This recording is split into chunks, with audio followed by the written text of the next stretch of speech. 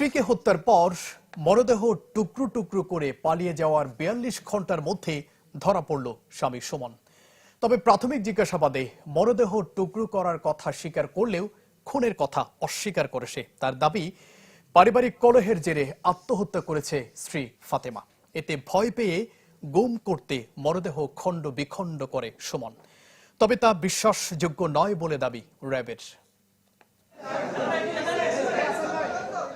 শেষ পর্যন্ত ধরা পড়ল চট্টগ্রামের বায়েজিদে স্ত্রীকে হত্যা করে মরদেহ খণ্ড বিখণ্ড করে পালিয়ে যাওয়া স্বামী মোহাম্মদ সুমন। শুক্রবার রাতে ব্রাহ্মণবাড়িয়ার বিজয়নগর ফুলবাড়িয়া থেকে তাকে গ্রেপ্তার করে র্যাব।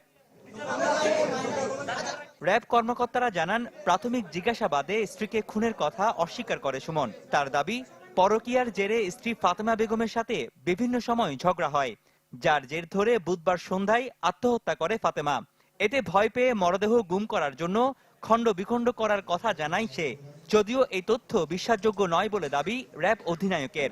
তার স্ত্রী পরকীয়া করে এই ধরনের একটা কথা সে দাবি করেছে এবং তাদের মধ্যে বেশ দীর্ঘদিন যাবৎ দাম্পত্য কলহ এবং পারিবারিক কলহ বিরাজমান ছিল। সে বলছে যে তার স্ত্রী নাকি সুইসাইড করেছে এবং পরবর্তীতে সে ভয় পেয়ে যে তাকে কেটে টুকরো টুকরো করে গুম করার চেষ্টা করেছে, এই ধরনের একটা দাবি সে করেছে। তো যেটা আপাত দৃষ্টিতে আমাদের কাছে গ্রহণযোগ্য মনে হচ্ছে না। একজন মানুষ মার্ডার করতে ভয় পায়, কিন্তু ডেড বডিকে কেটে 15, 20, 25 টুকরো করে ফেলেছে, এটা হয় না সাধারণত। খুনের কথা অস্বীকার করলেও বাজার থেকে কেনা চাপাতি আর চাকু দিয়ে মরদেহ খণ্ড বিখণ্ড করার কথা স্বীকার করে সুমন। তবে মরদেহ ঠিক কত টুকরো করেছে তা নিশ্চিত নয় র্যাব, কেননা মরদেহের অনেক অংশ ফ্লাশ করা হয়েছে টয়লেটে। এর মধ্যে মাথা ও 2 হাতের অংশ রাখা হয় ফ্রিজে, আর পায়ের অংশ লুকিয়ে রাখা হয় খাটের নিচে, যা দেখে ফেলেন ভবনের কেয়ারটেকার। এরপরই জানাজানি হয় খুনের বিষয়টি। এই কাজটি করতে তার সময় লেগেছে কয়েক ঘন্টা।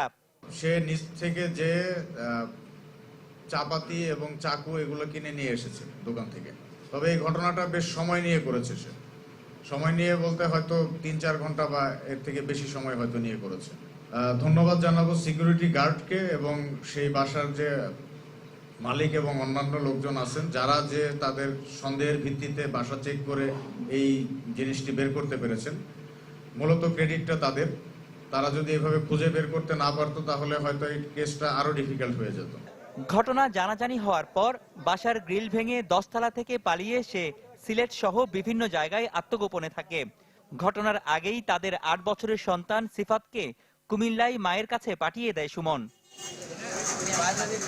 বুধবার রাতে বায়েজিদের পাহাড়িকা হাউজিং সোসাইটির FJ টাওয়ারের 10 তলার বাসা থেকে উদ্ধার হয় গৃহবধূ ফাতেমা বেগমের খণ্ড বিখণ্ড মরদেহ। রনি দত্ত, চ্যানেল 24, চট্টগ্রাম।